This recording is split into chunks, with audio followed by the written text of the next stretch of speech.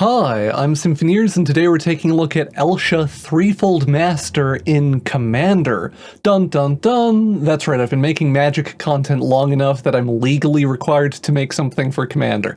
Now, more seriously, I saw the Jeskai Strikers precon when Tarkir Dragonstorm was releasing, and I was like, this is fine. Like, I think a lot of people had that reaction to that precon.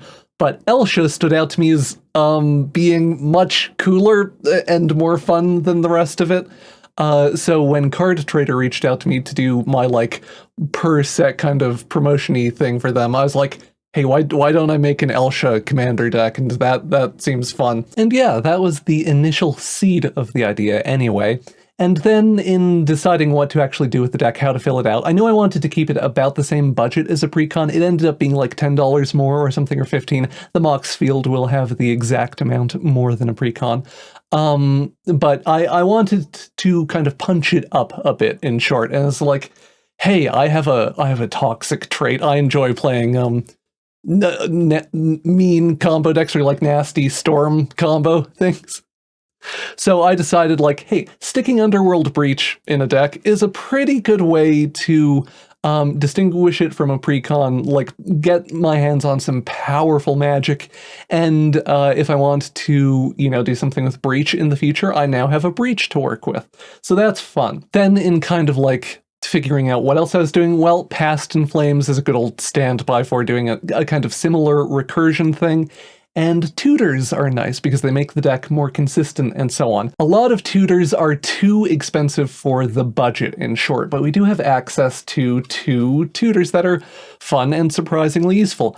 Quiet Speculation is good in this list because we are playing a bunch of flashback things, so it can get Past in Flames, stick it in the graveyard, and then also, grab 1 or 2 other things as a treat. Help stock the yard for Breach, or whatever, 2, theoretically. And we are also playing Step Through. Wizard cycling can grab wizards out of our deck. We're largely playing wizards as far as creatures go. And yeah, being able to tutor for those is just kind of a fun parlor trick more than anything. We're not going like super EDH, Line-Eyes Diamond, Thassa's Oracle, whatever, Storm for Underworld Breach. We're instead trying to be a little bit more battle cruisery while still having access to some of the like consistency improvements and stuff from that you might get with a more powerful or a customized deck, or however you want to phrase it, a bracket 3 list. Before we get too deep into the video, I just wanted to say thank you again to Card Trader for sponsoring the video. You can use my code at checkout to get 5% off your order. It gets the channel a little kickback, and it helps more than you think.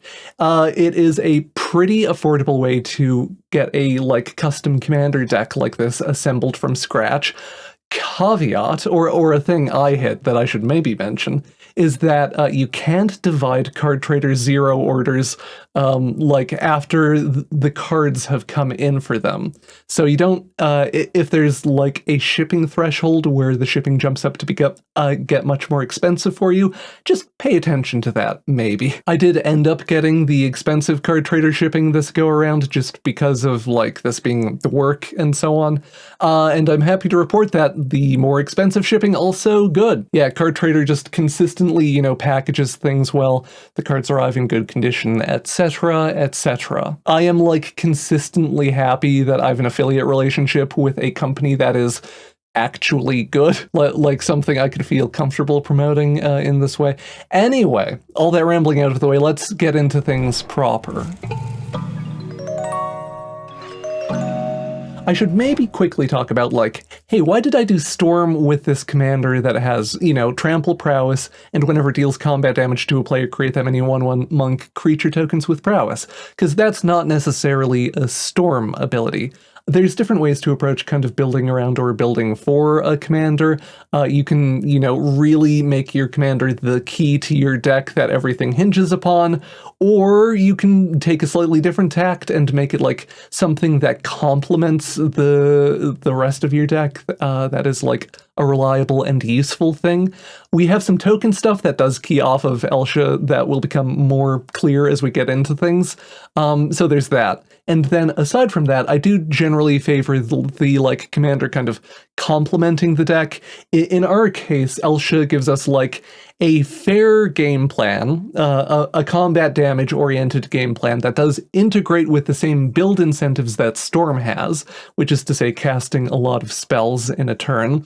But it just kind of gives us a different axis to develop and push board advantage and so on. So that's kind of like one of the reasons why I went in this direction. Moving into the meat of the list, we have Japanese full-frame alt art 1000 Year Storm. This is kind of a good moment to talk about a couple things with the list from a general perspective. One is I did pick like pretty cards and custom styles and stuff, partly for me and partly for like practical reasons. I am, shooting these on cameras and things, and I'll be making YouTube shorts with them and etc. So I wanted them to be pretty for that. It was also just appealing to me to have a like a budget deck or, relatively budget deck that was pretty, or where like a third of the cards or something are, cards like this. And I think I largely succeeded in that. Most of the styles, you don't have to get the like fancy nice styles, of course, but most of the styles I picked are available for less than $1 more than the kind of base style and stuff. Some of them were very cheap. And then also, yeah, it is in Japanese. Card Trader sources cards internationally. You can pick all English cards, of course, when you place your order. I like just going for the cheapest printing of the printing I want, or like the cheapest card of the printing I want, and sometimes that's Japanese, sometimes that's Italian, etc. I think it's fun. It's not always super desirable depending on where you're playing your decks, like whether or not you want to deal with having to occasionally pull up a gatherer or something for the official card for like showing an English player who's not familiar with it, and etc, etc. But yeah, no, I just thought it was neat and fun, and it was what I wanted to do. Card Trader will prompt you if you have put a non-English card in your list and so on. Anyway, that kind of like style stuff out of the way. 1000 Year Storm was a key card in the list for me, just in terms of like really going, yeah, I want to play stupid battle cruiser Storm and not the, EDH, competitive Storm or whatever, because it's a big, goofy 6-mana enchantment. Whenever you cast an instant or sorcery spell this turn, copy it for each prior time you've cast an instant or sorcery. It has Storm, but only for instants and sorceries. Yes, you may occasionally have to keep track of 2 slightly different Storm counts. Sorry, I did try to simplify like the piloting and stuff down, so like if you're wondering, hey, why is there no Balmor or things that dynamically adjust creature power and toughness aside from Jeskai Ascendancy, which we'll get to, that's one of the reasons why. Or like I did try to take certain steps to make the piloting not horrendously complicated. Anyway, that's like one of the big goofy things. We also have a Mind's Desire in the list, just to, play a bunch of stuff for free. It's a fun card to cast when it works. So I wanted to use it. Fiery Encore is one of our other Storm cards. We're a little bit interaction light in general. Fiery Encore is kind of in the role of a sweeper or whatever for us. I went with it over a more conventional sweeper for 2 reasons. One is it gives us card velocity, just a lot of discard a card then draw a card triggers, and that is useful. We are very happy in this list throwing cards into the graveyard. And yeah, it felt like a nice way to lean into doing Storm nonsense to me while still being a little bit responsible and running some more mass removal or whatever. There's a Grape Shot in here as well, 1 and a red for a sorcery with deal 1 damage to any target and Storm if you are unfamiliar. And yeah, I had to get the Mystical Archives Grape Shot. It is... I love all the Mystical Archives art in general. Then we also have Empty the Warrens, because we are a Storm deck doing tokensy stuff. Create 2 1/1 Goblin creature tokens and Storm. And it's just a nice thing that helps tie the deck together, a payoff that helps tie the deck together. We also have Haze of Rage for 1 and a red. It has buyback for 2. You can pay 2 generic to put this back in your hand as it resolves rather than the graveyard, and creatures you control get +1/+0. So this layers well with like Empty the Warrens for one thing. And then this is also a little bit additionally degenerate aside from just, pumping up creatures. That is because one of our primary storm facilitators is Stormkiln Artist. Stormkiln Artist gets +1/+0 for each artifact you control, and Magecraft, anytime you cast or copy an instant or sorcery spell, create a treasure token for each time or copy, Magecraft. So this can go infinite with Haze of Rage, not instantly, but you can pay the buyback and stuff and get a bunch of storm procs. This will spit out a bunch of treasures. You can cast it again using the treasures to get that many treasures again +1, and it is an infinite mana thing that the deck can do. That's one of the few, linear 2-card combo-y things that we're doing. And yeah, Stormkiln Artist, one of my favorite Magic cards of all time. So when I was like, hey, there is a relatively affordable fancy art for it in Japanese and stuff, I was like, sure, yes, let's go. For other Storm Facilitator cards, we are playing Kaikar Wind's Fury. This was one of the things that made me lean into the cheap, pretty cards or whatever, because this Kaikar is $1, I think, maybe less than that. And I was just like, yay, pretty Kaikar, clap, clap, clap, clap, clap. But anyway, Kaikar does more or less the same thing as Stormkiln Artist, slightly lower ceiling because it's not a Magecraft trigger. We don't get additional juice off of copying spells, but just being able to spit out blockers that we can feed into the wood chipper to get access to red mana, the kind of primary mana we need for storming off and stuff. Yeah, Kaikar just fit in the deck nicely. Aside from that, just Steamkin, Memekin, Dreamkin. Personal favorite card, one of the weaker mana enablers in the deck, but hey, we still love a runaway Steamkin here.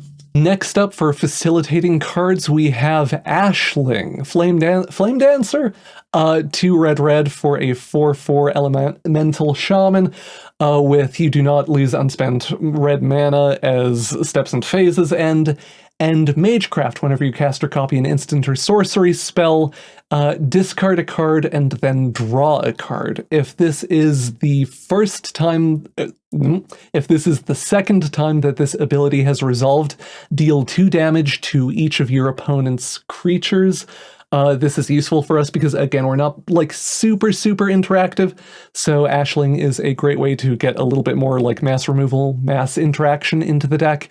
And if this is the 3rd time this ability has resolved, add 4 red mana. So Ashling is also a mana enabler like Stormkiln Artist or whatever, but Ashling is kind of primarily useful, or I think most impactful, in the card advantage.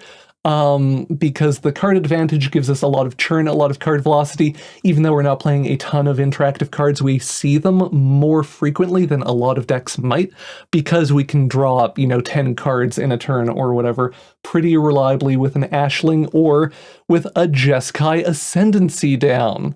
Jeskai Ascendancy also has a draw then discard trigger, also gives things +1/+1 and untaps them. We have an infinite with this that we will get to later. But anyway, Ashling and Jeskai Ascendancy together give us a lot of ability to dig through the deck and just assemble storm pieces, do storm things. We also have a kill that specifically keys off of them, because I love killing people with Fists of Flame. Draw a card until end of turn, target creature gains trample and gets +1/+0 for each card you've drawn this turn. So when you're having a partial storm turn where you're casting 5 or 10 things, but maybe not necessarily killing everyone at the table, Fists of Flame will say, hey, as part of that with, Ashling or something down, you have drawn 10 cards, maybe more than that if you cast card draw spells as part of that, and so on. So Fists of Flame is just hey, Elsha, do you want +15/+0 and trample and stuff to spit out 1 billion monk creature tokens? Great. This is one of the primary ways that we can like try to kill people with commander damage. So yeah, that just a thing worth highlighting. Aside from those things, we have a handful of kind of more generic token producers. We have Saheeli Sublime Artificer that spits out servos anytime you cast a non-creature spell. Her downtick can convert one of the servos into, primarily for this deck, a non-legendary creature. So, like, I mean, it can do a legendary creature too, but then it dies to state-based actions. So copying a Stormkiln artist or something with Saheeli's downtick is relevant. And then we also have just like a third path Iconoclast, because it's a good, efficient token producer. We are playing the other Kaikar as well, because although this one is not quite as clean a Storm Enabler as the first Kaikar, it does lair with the first Kaikar. So we can, tutor for it with Step Through or something if we already have the other Kaikar, play it and get more Spirit Creature tokens to convert into red mana. And hey, even if we're not doing that, the Spirit tokens can block, and the first part of the ability can help protect Elsha or, other key creatures and stuff from mass removal. So Kaikar kind of like a protectory thing we're playing. We're also playing Young Pyromancer, because it's Young Pyromancer, and it's a classic. Partly we are playing Young Pyromancer because one of the things that I had in the deck when I first put it together, or first placed my card trader order, was Corey Steelcutter. This card was $2 when I placed the order, and it's now like 20 or something, so it single-handedly bricked the idea of this deck being, relatively budget. And this is one of the adaptions we made in light of that. But they're all, just good, efficient, and or powerful token creators in their own right. Part of the reason that we are doing so much token creation is because it gives us Sorcerer class combo lines. Sorcerer class, if you're unfamiliar, when it enters, draw 2 cards, then discard 2 cards. The level 2 lets your tokens tap for red or blue mana, only to cast instance or sorcery spells. You might already identify the combo with Jeskai Ascendancy. You can tap the tokens to cast a spell. Jeskai Ascendancy will untap those tokens, and ta-da, you have created your own janky paradox engine. And I just love this as a storm kill thing too, or like a storm enabler. It's not the most competitive, but it makes me happy, and like it's commander, The level 3 is also actually a reasonable multiplayer storm kill. It will deal scaling damage to opponents equal to the storm count, so it's weirdly one of the cleaner ways we have to take out like multiple people in one go without having to do a load of complicated combat math, so that's nice. To lean into the token stuff, we have some haste enablers, so that we can, even if we don't have the Jeskai Ascendancy down, if we have token creators down, we can use freshly created tokens with haste in order to tap those for mana and so on. We have First Day of Class, which has Learn, which in Commander is like discard a card and then draw a card. And creature tokens creatures you control enter the battlefield with a +1/+1 counter and haste this turn. So it just improves all of the like tokeny stuff we're doing.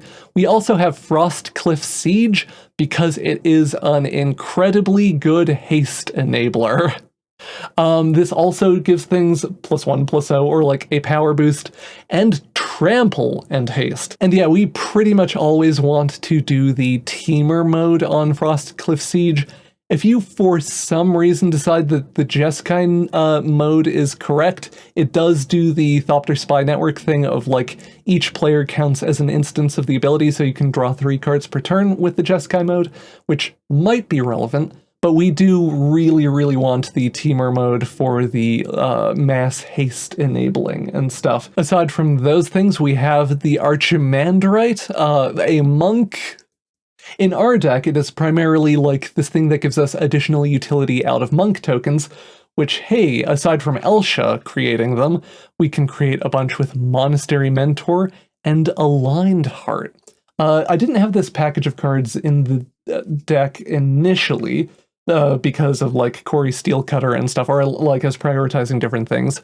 But in needing to make changes, the Archimandrite stood out to me because it does give us access to like these kind of draw play patterns that Storm likes, especially with a Monastery Mentor down, because we can cast a spell, make some monks, cast some more spells, tap those monks we created to draw a card. Maybe we have, the Jeskai Ascendancy down, and we can untap them by casting things, and etc. So the final ability on the Archimandrite in particular just gives us a lot of utility and stuff. It's also an O5, which can just block things forever and ever, and that's a kind of like soft sub-theme with a lot of the creatures in the deck that are not like little token generators or whatever. I want things that can play defense until we get to do stuff, big, exciting things. And yeah, just make a bunch of monks, beat your opponent dead with them, woo! Next up we have Aruth, Tormented Prophet. Two things with Aruth. One is, I love this art, or it's such a glow-up compared to the base art. For me, the base art is one of my least favorite Magic arts of all time, for reasons I won't get into right now, and then this one is, I think, much more compelling.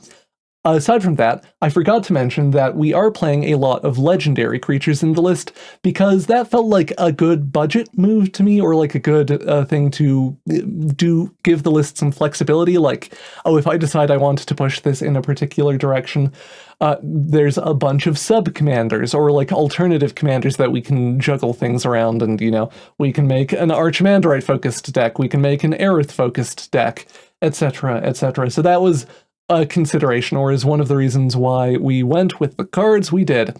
Aerith specifically is an interesting card because she profoundly changes how you play the game.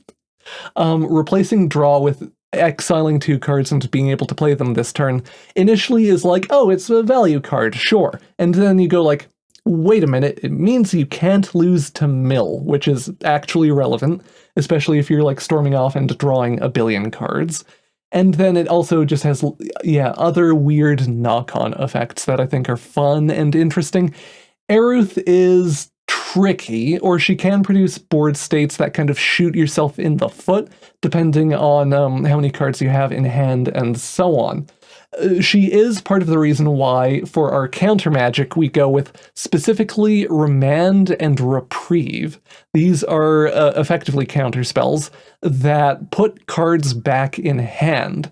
This is so that if we have Aruth down and we have, 16 cards in exile or something, we can actually put them into our own hand with Remand or Reprieve to presumably discard them to a unexpected windfall or whatever, a pirate's pillage and etc. Because we are playing a bunch of those cards too. So we have that as a way to work around to get cards back into our own hand if that becomes important. That is also a reason why we are playing Step Through. Aside from it just being like a kind of goofy budget tutor, it is just a way to get some additional bounce into the list that can get Aerith back into our hand. Because we don't really care about Step Through being mana inefficient if we are, fully storming off with Aerith.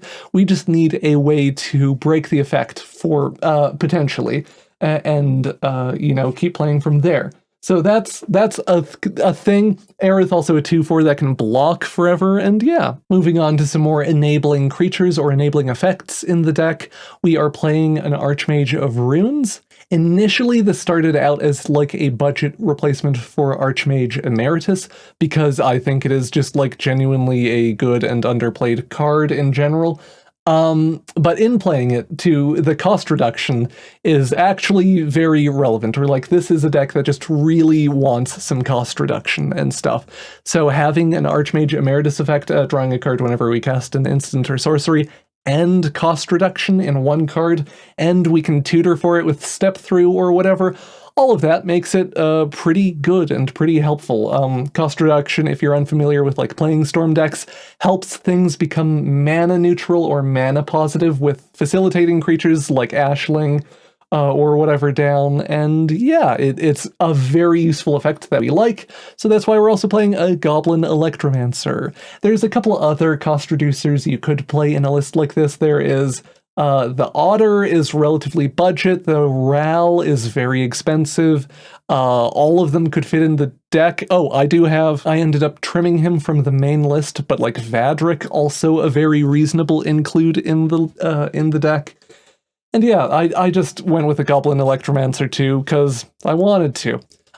Case of the Ransacked Lab, we are playing in here as well, because the solve is a little bit annoying or whatever, having to cast 4 instants and sorceries in a turn, but like we get the cost reduction, and then once it's solved, we have like a second Archmage of Runes effect, and it's great. We love this effect. We want as much of it as possible. A great card that is not in the deck for budget reasons is Artist's Talent. Very similar thing. It gives us churn like Ashling or whatever. It gives us even more powerful cost reduction that applies to just non-creature things in general. So Artist's Talent would be a great include in the list if you're looking to like, increase the budget a little bit. We are playing a Whirlwind of Thought in here as well, because it just draws us a bunch of cards, helps get us to gas or whatever. And yeah, that's a lot of the like card flow stuff. Although we are playing Future Sight and Future Sight effects. We are in fact playing Elsha of the Infinite, the other Elsha. These let us play. Future Sight lets us play everything off the top of our deck. Elsha lets us play non-creature spells and cast them as though they had flash. If I was trying to be like more CEDHE or whatever, I'd probably use this Elsha as the commander if I wanted to stick with an Elsha. And tinker with the deck and put in more degenerate combos and so on. But anyway, these effects in general are very useful for us, because every card you play with a Future Sight effect is like equivalent to drawing a card. So if you're playing cards effectively for free with a mana refunder or something down, and you are drawing, 20 cards off of a Future Sight effect, great, you're doing Storm things, you're living that Storm lifestyle. And yeah, these were just 2, cheap, decent versions of the effect that we could cram into the deck. Next up, we are playing Flamehold Grappler, a 3/3 with first strike, and when this enters, copy the next spell you cast in a turn. It is just a generic copy effect. Yes, you can copy a Stormkiln Artist or something. Although, part of why I'm playing Flamehold Grappler, aside from just really enjoying the card, I don't know, I think she's neat. We do like copy effects in this deck, like Flamehold Grappler and Increasing Vengeance, a flashback thing that can copy stuff, because a lot of our big like Storm-enabling cards are things that generate treasures and discard cards and so on. Prismari Command doesn't necessarily benefit a ton from the copying, although it can be very useful to copy it, but things like Seize the Spoils, Pirate's Pillage, Unexpected Windfall, Big Score and Unexpected Windfall. All of these basically require discarding a card as part of the casting cost, and you don't have to pay the additional cost for the copy. So copying them just feels great. You draw more cards, you generate more treasures, and you don't even have to discard, and yeah, they are very, very good, very fun in the Storm deck. I don't know, I enjoy casting them. Prismari Command, also one of the more kind of responsible Storm enablers in the list, because we are primarily interested in the middle 2 modes for like filtering through our deck and making treasures and so on. But you can use the Destroy an Artifact mode to take out, I don't know, a Mana Rock or a Bolas's Citadel, something actually important. And yeah, the Prismari Command to kill a commander or something. And yeah, just good, very, very good card in the list. For a bit more interaction, we have Swords to Plowshares, because it's just, good, clean exile. We're also playing Glacial Dragon Hunt. Just 3 damage to a thing is fine on its own. It's not tremendously exciting for 2 mana, of course, but we like this for 2 additional reasons. One is it has Harmonize, so we can cast it from the graveyard, get additional value out of that. If we need to discard it to a big score or something, that's fine too. And then 2 is it does draw a card as part of its effect. So this is doing the grand finale, or yeah, I've been talking for too long. This is a way to just get more card velocity into the deck while still being interactive. You could also play like an ill-timed explosion or something in this list, if you wanted to get more sweepers and stuff and be get a few more responsible card choices in here. This is just kind of where I ended up in some regards, and we are playing New Way Forward in here as well.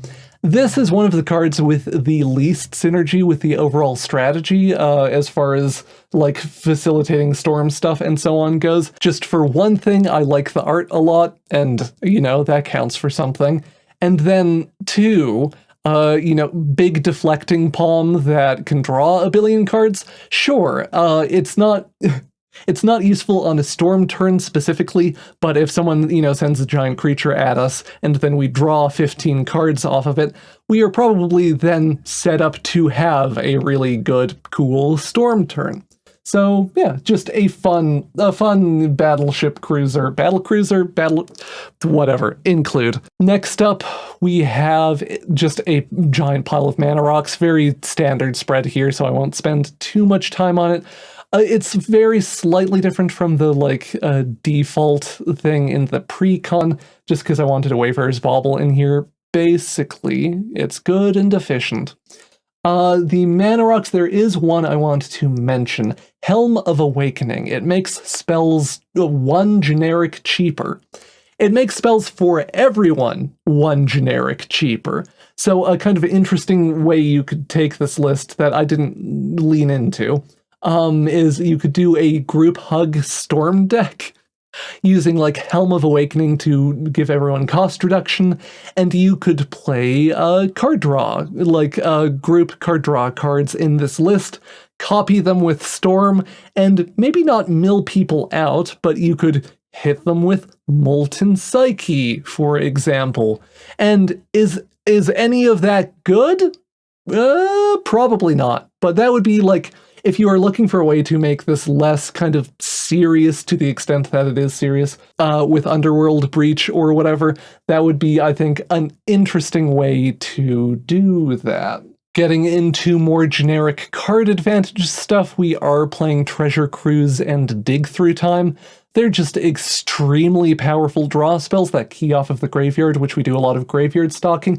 We don't necessarily love burning through, 6 or 7 cards with these, because we are an Underworld Breach, Past in Flames deck. But it can be a good way to, if you haven't drawn this card or whatever, still leverage the graveyard, still get value out of it. And yeah, we're also playing Frantic Search in here, just good, efficient card draw spell that untaps lands. Untapping lands is very useful on card draw effects, because it is a way to effectively filter mana. A lot of our Storm enablers produce just straight up and down red mana. Stormkiln Artist is the most flexible, but Kaikar, Ashling, whatever, they make red mana. There's also Sorcerer class makes red or blue mana, for instance, in sorceries. So Frantic Search lets you go no, I need white mana for Swords to Plowshares or whatever. Untap a plains. And yeah, just part of why we're playing a Frantic Search. You could also go even deeper on this type of card draw effect and play a Pore Over the Pages or whatever, which I have somewhere. But you don't necessarily have to go play something that's 5 mana. This is, I think, the more efficient, better version of that. We have a Think Twice in here, just, pretty French Think Twice. And a Thought Scour. This is a nod. A lot of cantrips are actually surprisingly expensive. Thought Scour is one of the cheaper ones, and then it also has additional synergy with Underworld Breach and Past in Flames and so on, so I was happy to find that and the pretty art, and yeah. We're playing Brain Surge in this list as well. This is kind of arbitrarily efficient with Eruth. like Aruth turns this into an exile draw 8 cards, and then you can put stuff, you don't have to, if you are empty-handed because you have an Aruth down, you don't have to put things on the top of your library, and that is handy-dandy. And then also it is a way to do top-of-library manipulation for the future sight effects, you know, the other Elsha or the actual future sight. We're playing a Consider in here as well because of the Surveil, basically. Graveyard Stalking is cool and good. Faithless Looting, just draw cards, discard cards, filter through things, etc. Rob the Archives. This is one of my favorite things to play in a, like, tokens-oriented Storm list. That might not... This isn't a commonly played card, but it is so good in a token Storm list because you can just casualty like a young Pyromancer Elemental token or whatever, and exile draw 4 cards for 2 mana, and it is, yeah, very solid in this type of strategy. I'm always happy to see it. We are playing Zenith Festival? I think it's Zenith Festival. Initially, I actually had Commune with Lava in the spot, which is a very similar effect, but at instant. Zenith Festival made it into the final list because it has Harmonize, for one thing, so you can do it twice. And that is very cool and good, very useful for us. And yeah, that is the main thing, actually. It just works a little bit better with the, like, discarding things into the graveyard and so on. We have a Deep Analysis in here as well, just for, you know, more bulk card draw, and a Lorien Revealed. I went back and forth with how to do additional optimizations for the mana base, and this is kind of what I settled on, because a lot of lands are like $6 or whatever minimum, and they push the price of the deck up really quickly. Lorien Revealed I liked as a mana optimization for a few reasons. One is the cycling just puts into the graveyard for all of the, like, graveyard stuff we're doing. 2, it's a sorcery, or, like, it works with the deck for just as a bulk card draw spell. 3, island cycling from Lorien Revealed gives you a very clear upgrade path with the mana base. The mana base is mostly stock, and, like, mostly kind of pre-con mana base, which is not great, but you can kind of go like, okay, we have this Lorien Revealed, I'll get the Is It Surveil land, I will get the Is It Shock land, or whatever. We are kind of like base blue-red overall with white splash. And yeah, it lets you go like, okay, I will get, you know, the 3 blue-red duels, or whatever, 2 or 3 blue-red duels with basic typing. And that will help kind of unlock the mana base, push it up a level, or like make it additionally consistent. One of the few other changes I made to the mana base is, one, I did cut out the Reliquary Tower from the, like, pre-con stock mana base, because this is a deck that wants to discard things into the graveyard, like, pretty actively with all the flashback cards, into the Underworld Breach, and etc.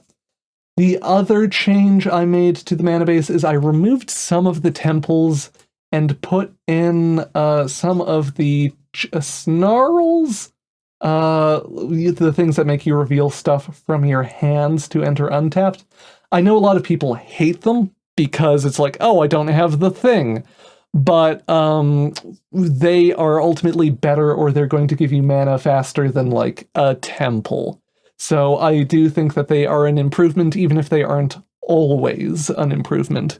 And the snarls work additionally well with Lorien Revealed, because if you're cycling for Island, then you can have it in hand for checking, for revealing to the thing, and etc., etc. And also as you improve the mana base and get more things with basic typing in the list, and they'll be untapped more frequently. And yeah, whew! I've been talking for so long, but we're there, and yeah, we just have, like, basics and stuff in there too. Quick skim through alternate considerations or whatever that didn't make the finalist. Adaptive Training Post is a neat card that, yeah, I just ended up not really feeling like I had space for. It has like an infinite with expansion explosion or something that I don't remember offhand, but it was like an infinite Magecraft triggers only infinite and didn't feel super useful for the list. We do really like copying things, so maybe like not having it in the main list is a mistake, and I don't know. I did get it anyway, so, you know, if I end up feeling like that, it can get in. Impulse, just good card draw. I did grab a Lunar Mystic, and then upon actually reading it at home, once I owned it, it was like, oh, it is instant only. I think paying the 1 mana for the card draw is actually fine. Like, this is a decent budget Archmage Emeritus on that front. Don't underrate having to pay for your card draw. It's okay, you'll live. But yeah, it being instant only is quite a big restriction. I still want this for a potential deck that I might work on. Poison Wizards, Poison Storm Wizards, but yeah, anyway. To pour over the pages, I mentioned Talrand or whatever. You got cut for Monastery Mentor or something. Desperate Ravings, I ended up fiddling with as well. Reckless Charge. If you want to lean more into Elsha as like a combat commander, you can definitely run like Reckless Charge. We got a new Reckless Charge with this, with Dragonstorm too, and you can do that, put in some, you know, Swiftfoot boots or whatever, or the Ward boots. And yeah, whew, I think that's more or less everything. I hope you enjoyed this. This is a very experimental video for me in a bunch of regards. The camera setup, doing Commander at all, etc., etc.